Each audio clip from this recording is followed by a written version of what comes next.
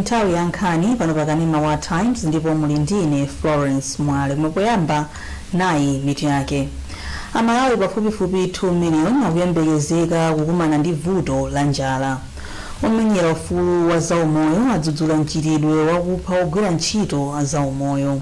Mu nkhani za masewero, timu ya FCB Nyasa Big Bullets yatuluka mu mpikisano wa Airtel Top 8 itagonja ndi timu ya Ekhaya. Tili ndi izi ndi zina zambiri, tiye tikhale limodzi. 1.5 mpaka 1.9 million akuyembekezeka kukumana ndi vuto la njala kuyambira mwezi wa Oktoba chaka chino mpaka January chaka cha Mmawa. Izi ndi malinga ndi ripoti la bungwe la Famine Early Warning Systems Network. Chiwerengerochi ndi pafupifupi theka la anthu 4 million omwe amafunikira thandizo la chakudya mnyengo ngati yomweyi chaka chatha. Macloyd Chilangiza walemba ripoti ili lomwe awerenga chimwe maseko. Malinga ndi mlosera wa chakudya wa mwezi wa Juni, chiwerengerochi ndi chachikulu kamba kuti anthu ambiri sanakolole zokwanira mchigawo chakumwera, kukwera mtengo kwa zinthu komanso kulephera kugula chakudya pakati pa mabanja.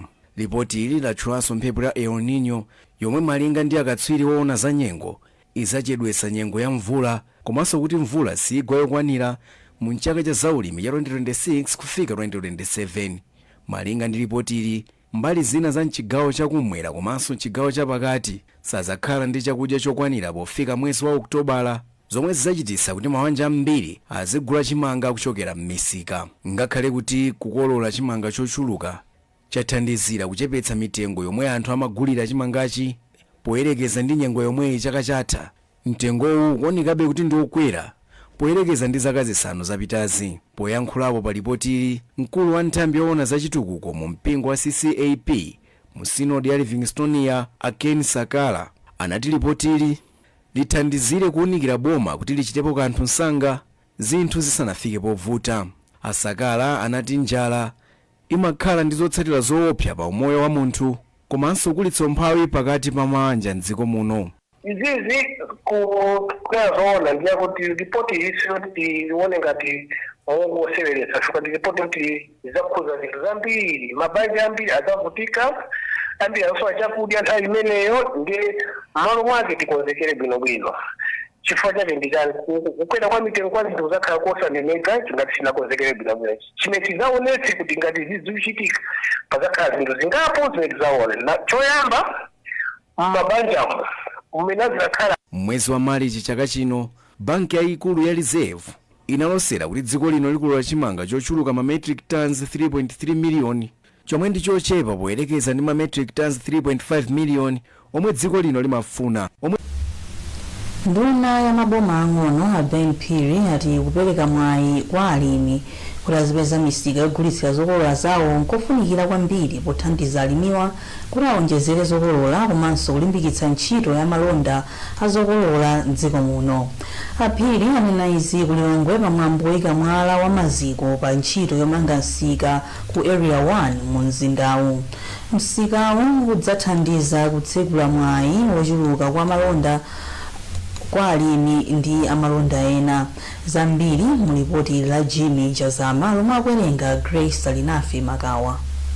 Malinga ndi Phiri, msikawu uzakhala ndi malo ogulitsira makono omwe athandize kuchepetsa kutayika kwa zokolola komanso kupititsa patsogolo malonda a zaulimi. Zikutisonyeza kuti kupita kutsogolo tizimanga misika yotere komanso chikubweretsa pamodzi kumalizitsa kwa ntchito imene anzathu a IFAD komanso a trade akhala kuti thandizo yochulukitsa zaulimi zimene zizi zinali zikusowa misika ndi anzathu a IFAD ndi trade takati kumanga misika incholinga choti anthu apiteko akagulitse zolima zawo moyenerera. Komanso chomaliza zikuonetsetsa kunena kuti kuchuluka kwa anthu amene amapanga za malonda amene analibe malo tsopano akhali ndi malo oyenerera ochitira malonda. Mkulu wa bungwe la IFAD m'dziko muno Benedetta Mukonyola wati ntchitoyi idzathandiza kusintha moyo wa alimi ang'onoang'ono powapatsa mwayi wabwino wopeza misika yogulitsira zokolola zawo. Msikawu uzakhala ndi zipinda zochitira malonda zokwana 75 chipinda chothandizira odwala, ofesi ya polisi, malo odyera komanso zipinda zosungiramo zinthu zomwe zimawonongeka mwansanga kuti zisawonongeke.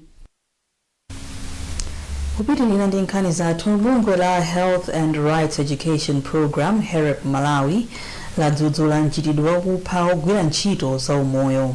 Bungweli linapereka chitsanzo za malemu Victoria Bobe omwe anaphedwa kuchigumula mu mzinda wa Blantyre chaka chatha, komanso atuwanire Jomo amene aphedwa ku nyumba kwawo ku Mount Pleasant mu mzinda omwewu sabata yapitali. Mkulu wa HEREP Malawi Maziko Matemba ati imfazi zikukuza mavuto akuchepa kwa ogwira ntchito za umoyo omwe ndi akadaulo mzipatala omwe ogwira ntchito ndi ochepa kale. Amatemba alimbikitsa boma kuti likhwimitse chitetezo cha anthuwa komanso kufulumizitsa milandu yokhudza imfa za ogwira ntchito za umoyo. Nkhani zina, ofesi yoona za chisamaliro cha anthu kumpoto kwa boma la Mzimba ladandaula ndi kuchuluka kwa mchitidwe othawa ana omwe ati ukukolezera kuchuluka kwa manja ana omwe akulera okhaokha.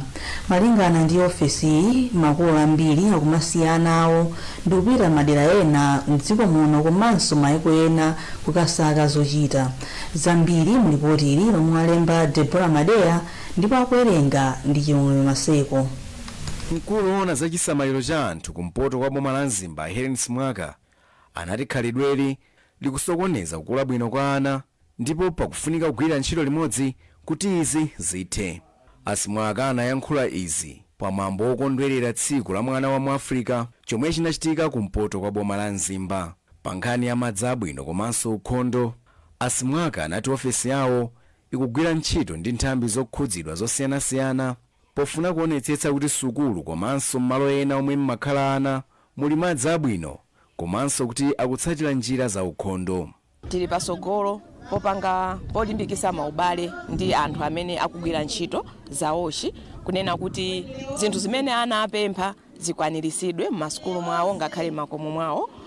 Poonetsetsa kunena kuti anzathu akuchipatala, anzathu azamaphunziro tigwire nawo limodzi ntchito plus mabungwe amene asale aboma. Wapampando wa komiti yomwe imang'anira za chitetezo cha ana kumpoto kwa boma la Mzimba Nthezemu Kamanga anali pali kufunikira kosintha kaganizidwe pa nkhani zokhudza ukhondo ponena kuti chiwerengero cha anthu omwe akugwiritsa ntchito zimbudzi chikanali chochepa.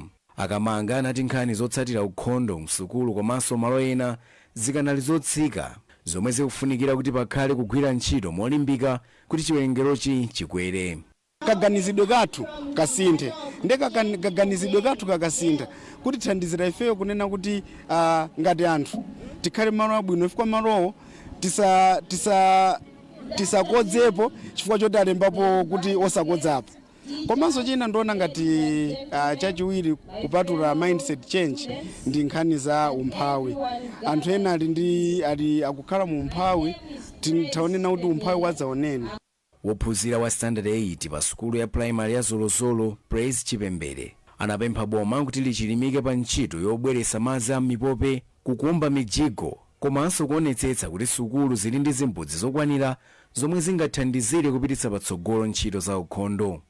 Ukhondo umakhala ubwerera mbuyo peza umakhala kuti ana mwina mongaso ife masukulu a government makhala kuti ulandira phale makapu sitisuka mwina ungowera kwa nyumba makapu njikwa osatulusaso makapu ndikusuka ndiye makhala ukhondo ochepa olonso mwina kusukaso mapoto ophikira aja ukhondo machepa pa sukulu. Tsiku la mwana wa Muafrika limakumbukiridwa pa 16 June chaka chilichonse ndipo mutu wa chaka chino unali kuonetsetsa kuti pali kupeza madzi abwino komanso ukhondo kwa mwana aliyense muno mu Afrika. Mmodzi wa aphunzitsi ku sukulu ya ukachenjere ya Malawi University of Business and Applied Sciences Sufyan Rashid wapempha atolankhani mdziko muno kuti azigwiritsa bwino ntchito luso la makono la AI pofuna kupewa kubweretsa chisokonezo. Iwo ayankhula izi pa mkumano waukulu umene atolankhani achipembedzo cha Chisilamu adali nawo mu mzinda wa Blantyre. Rashid akuyankhula ndi mtolankhani wathu Gift Sitima. AI ili pano ndipo yabwera ndipo ndipofuta kuti ichotse. Chimene tingachite ndichoena kuti tigwiritse ntchito bwino komanso muonetsetsa kuti tindi udindo owateteza omvera athu ngakhale amene amaonera kanema ndi ena onse kuti tisapatse mauthenga abodza. Ngati sindingagwiritse bwino luso la AI atola nkhani ndi kuti akhala akuwapatsa anthu awo omvera kapena oonera nkhani zabodza zimene zikhoza kukhala kuti zapatsa mavuto anthu omverawo kapena sapeza uthenga weniweni umene akhoza kugwiritsa ntchito popanga ziganizo zawo. Kugwiritsa ntchito molakwika zikhoza kupweteka nthu chikhalidwe chathu ngakhale mwina chitetezo chathu, zikhoza kukhalanso zovutirapo kwambiri mwina even chipembedzo kumene choti kugwiritsa molakwika AI. Asifat Gada ndi mlembi wa Association of Muslim Journalists. Akhala tikumaona zomwe anthu ena kumalemba kunjaku, ena mwina ndi atolankhani amene, ena mwina atolankhani kungoona kuti ulujeni walemba zakuti koma zisali zoyenera. Nde potikumbutsa kumeneku zitithandizira kwambiri kuti tikathe kugwiritsa ntchito mwaukadaulo AI imene. Chifukwa sitinganene zokuti AI siyabwino sitingagwiritse ntchito. Koma tikungoyenera kuti tichilandire komanso ndikuona kuti tichigwiritsa ntchito bwanji ndicholinga choti chitithandizire pa ukadaulo wathu wa utolankhani. Ife tikuyembekeza kuti pakhala kusintha kwambiri kuna zoti atolankhani kalembedwe kawo komanso kachidwe kawo ka zinthu kakhala kokwera kwambiri kusiyana ndi mmene zinalili poyamba. Amalawi awalimbikitsa kugwiritsa ntchito njira zamakono zosungira, kugulira komanso kulipirira katundu pofuna kuthandizira masomphenya aboma ofuna kuchepetsa ziphinjo monga kuberana zimene zimadza kamba kudalira kugwiritsa ntchito ndalama zogwirika. Mmodzi wa akuluakulu ku banki ya FCB Chitsanzi Gadi ndiwo apereka pempholi ku Blantyre pamene amapereka mphoto kwa amene apambana mu mpikisano ogwiritsa ntchito ndondomeko zawo zamakono pogula katundu wotchedwa Swipe and Dash. Daniel Zimba walemba ripoti ili. Nsanamira ya namba 6 mu masomphenya a dziko lino pa chitukuko a Malawi 2063 imalimbikitsa mzika za dziko lino kuchilimika pogwiritsa ntchito njira zamakono zosungira, kugulira, kulipirira komanso kutumiza ndalama pofuna kuchepetsa mchitidwe woberana owononga ndalama komanso kuphweketsa kagulidwe ka katundu ndi katumizidwe ka ndalama. Sizochita kufunsa kuti ntchito yokwaniritsa masomphenya a Malawi 2063 ikufunika kugwirana manja, ndipo ichi ati ndi chifukwa chake banki ya First Capital yachilimika kulimbikitsa makasitomala ake kuti adzigwiritsa ntchito njira zamakonozi pofuna kugula kapena kulipira katundu. Ndipo Chitsanzi Gadi ndi mmodzi wa akuluakulu ku banki ya First Capital. Zimene zolipira mu makono zilipo zindife kuyamba nokupanga kugwiritsa ntchito tsegula akaunti choyambirira, mukatsegula akaunti makhadi timapereka, tikapereka basi mukapita kolipirako kutenga khadiyo ndithu ndikulipirira. Pa mpikisanowu anthu atatu omwe ndi a Green Stewart, Aulemu Kumwenda komanso a Maria Godinho apambana mphoto zikuluzikulu zomwe ndi mwayi woti atenge katundu wa ndalama yokwana 500,000 kwacha aliyense, koma mu mphindi zochepa kwambiri mu sitolo zachipiku. Poyankhula ndi Times, a Robert Magasa omwe apambananso mwayi wokadya mgonero wa 200,000 kwacha ku hotela, komanso a Ali Maganga omwe apambana mwayi wotenga katundu wa 100,000 kwacha, ayikira kumbuyo pempho loti anthu adzigwiritsa ntchito ndondomeko zamakono zogulira katundu.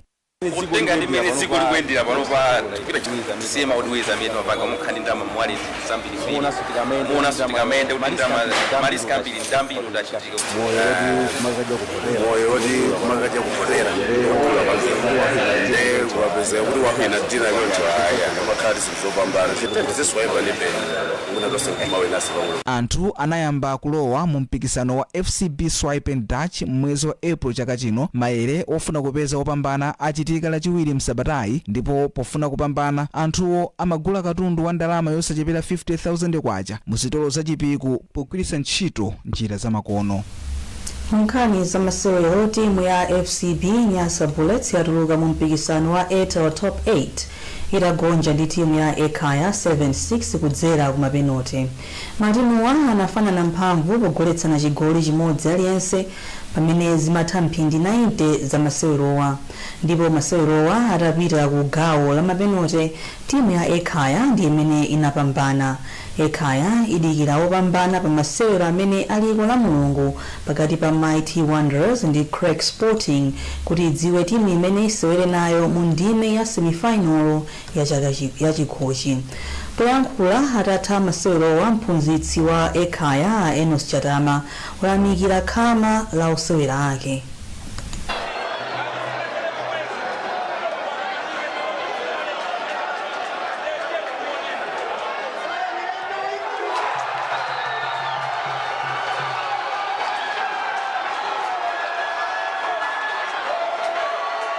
Tingana titakondwa koma tisakondwe kwambiri zalero tizitaye anyamata apange likava Mmawa apume mande tibwerere pa ground tiganize fix yachiwiri nikuipa kuti game imene ikanatha kulilongwe konkuja tikanapambana zinangovuta kuti sitinayimalize inesi sichachilendo kuichinya bullets lero anyamata nauza kuti mmene kusewerera bullets tikakapanga zimene inenda kuuzani game sikakhala yovuta apanga ndende koma mwatsoka tachinyisa chigoli chimene sitinayine kuchinyisa mdati muone 90 minutes bullets sinamenyere shot yolongosoka pa goal so zoti anyamata anagwira ntchito imene timafuna koma panopo tisaganize izi tiyang'ane tikukonzabe timu imene ili mu progress tizakhala yabwino 2028 tasa ndi chaka chino ndi chaka cha mawa 2028 nkhupe tizakhala ndi timu yabwino kwambiri.